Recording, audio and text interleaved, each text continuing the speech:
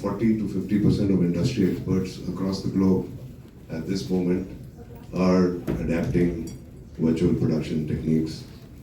We are already in the era of hybrid film production. While we've seen Lion King, Mandalorian adapt seriously in virtual production techniques, we've got our homegrown exercise in Novaya and hybrid film production. And I would like to start with Jithin explaining how he conceptualized ARM and what happened in the whole process here. It's the highest Malayali grosser for 2024, made with a budget of around 50 crores and grossed over 100 crores on the box office.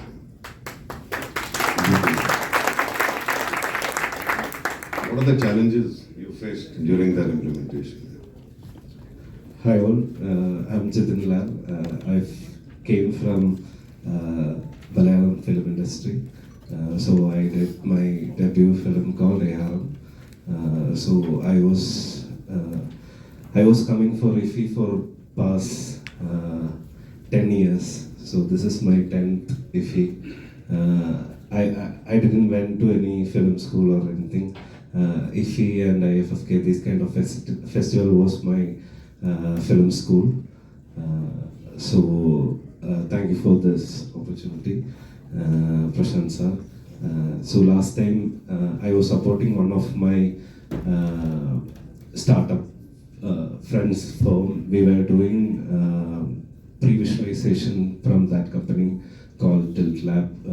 They were participating in Tech Media Startup Expo last year. So I never thought this time I will be in this panel or talking about the virtual production. At that time, by that time, I finished my film and it's streaming in Hotstar now, still in theaters in Kerala. It's 74th or 75th day today.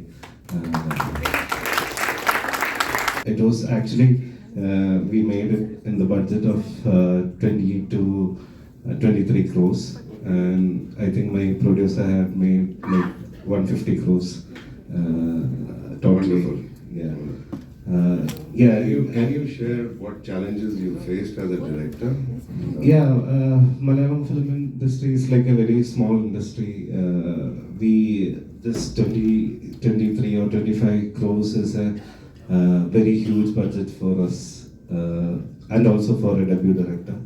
Like our usual budget will be like around 5 to 10 crores for a basic film.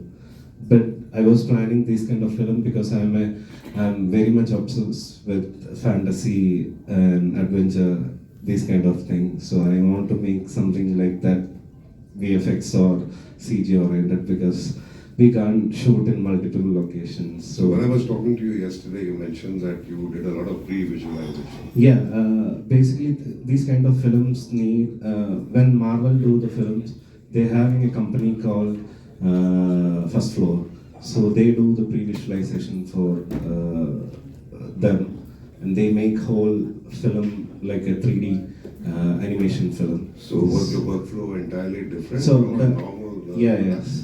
So I didn't went to any film school. So I was studying various masterclass and these kind of filmmaking techniques through online everything. So that's why when I was making the film, I was following that workflow. So it is like more effective, I felt like, and I believe script is good and we make the proper film in pre-production. So in the prep itself, we have to be very much sure about the film, how it will be out. So once you are okay with the or happy with the script, you are win-win. Excellent. Yeah. So while we are making, so this film having lots of VFX things, we have to shoot in a different way because we can't shoot for long days or something. So I didn't took any floor or something, but I want to create something in pre-visualization in a very cost-effective way. So that's how last time, I think 2 years back, I came for IFFI and going back to Kerala, I met a person in a train, and we were talking, and they were telling about making pre-visualization through Unreal Engine. So Unreal Engine is a game engine. So we can make pre-visualization in Unreal also. So how? So how many digital assets you created before you went into production? It's like we created like 40 minutes of the film in pre-visualization itself. So I have a sequence, hate sequence. It's very adventure kind of, that Indiana Jones kind of thing. Mm-hmm. So I was convincing my producer, like, if you are doing this pre-visualization thing or the virtual production, alternative way of filmmaking in that way, if we are supposed to shoot that scene for 10 days, if I have this material in my hand, I can shoot in 5 or 6 days. So did the actors face any challenges in this? No, they, for a debut like me, they were more convinced because I'm showing what I need. So I'm very particular about what I am going to shoot. So in a, like an animation film, already they are seeing it. My technicians, my art team, my costume team, everything, I'm giving it proper. So did you manage to eventually reduce post-production costs on that? Yeah. It's like normal cost of this film for per day is like 5 to 8 lakhs. So if I save 5 days means that much money I am saving it. And the making of this pre-visualization was almost like that amount, which was very helpful for different sequences. What's your opinion on the LED volumes that are now being used in virtual production? So I was researching on during the COVID time. I was in behind of virtual production. So we will be desperate at that time. So at least we can shoot something in virtual production. At that time I was looking for this LED screens. At that time there was no studios, but someone was setting in Chennai, and now I think Annapurna having in Hyderabad. But I don't know, but like this, we makes this kind of scale film in a lower cost. Yeah. If it's in Bollywood or Telugu or Tamil, they have more budget, so they can spend more money if they want to do it in a virtual production way. But nowadays in Kerala, we do virtual production for the traveling. So usually we use green screen. Now we change it to LED volumes. Yeah. And also commercials, some like songs and all, we started doing it. Music videos and music videos, everything. So when I was doing music video, I did already tried it. And is that reducing cost, or it's? In a larger way, what I felt was still we have the lack of technical availability in US or Canada or other part of world. They are using it in different ways, not only for filmmaking. So basically there's a skill gap in India right now. Yeah. So in XR is in the filmmaking, it's like different way of virtual production is little different. So it is like a in film VFX kind of thing. So in the camera tracking, everything has to be there. The landscape should be pre-built. What I felt like virtual production can be, we can use it like a tool. We can't completely depend on virtual production, the whole movie. Because I make, as a filmmaker, I like more original location. Right. Yeah.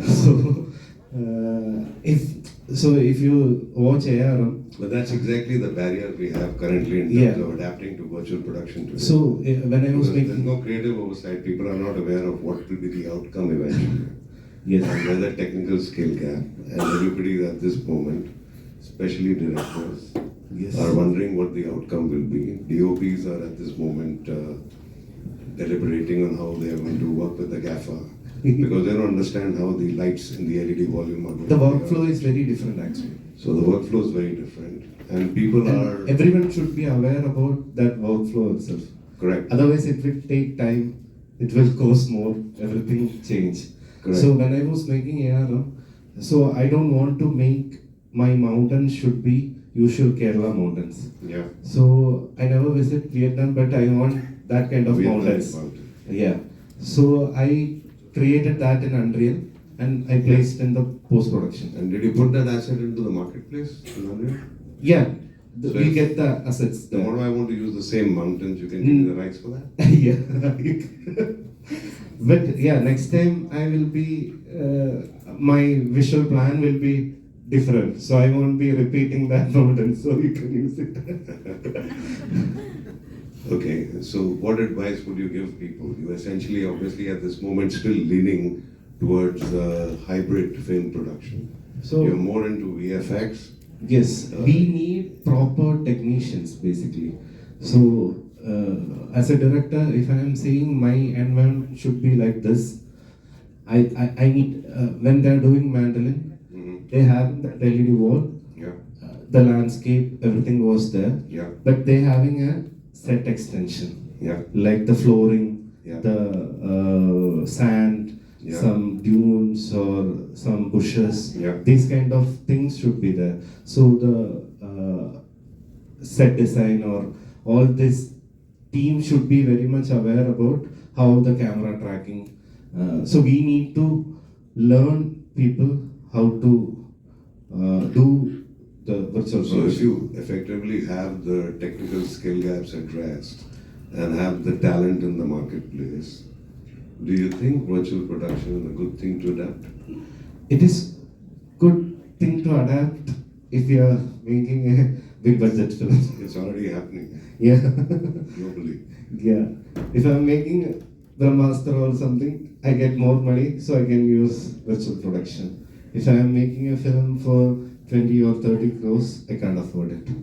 But I can adapt, not completely, but I can adapt partially, like That's this. because you have limited facilities in India. Yeah. And they are charging a lot per day. Is that why Yes, you're saying that? yes, yes. And also the size of the current studio is LED wall is very different. Now, if you check in abroad, they're having that 180 degree, the floor The on ceiling, top, yeah. the ceiling, everything is there. So now we use only 180 kind of thing. But I believe Annapurna can give you that facility, and there's another company called Mystical Monks. Yes, I think Air Romans are also planning something Yeah. bigger. So the adaptation's happening. Yeah, it's updating and updating. I hope in 1 or 2 And years. there's a talent bank at the moment which is available, but it's restricted to some individuals. And as we go into the future, increasingly people are getting exposed in TV commercials in virtual production, and they're actually getting there. And that might be a teaser to the real Okay. show Okay. that's coming up. But I felt one more thing. There are people ready to invest in buying this LED walls, but they are telling when they set up in a virtual production studio, the technology change in 1 year. So the LED technology is changing every year.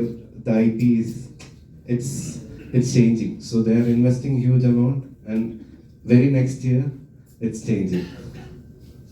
So if it's abroad, they make huge amount of revenue in 1 year because they have multiple products.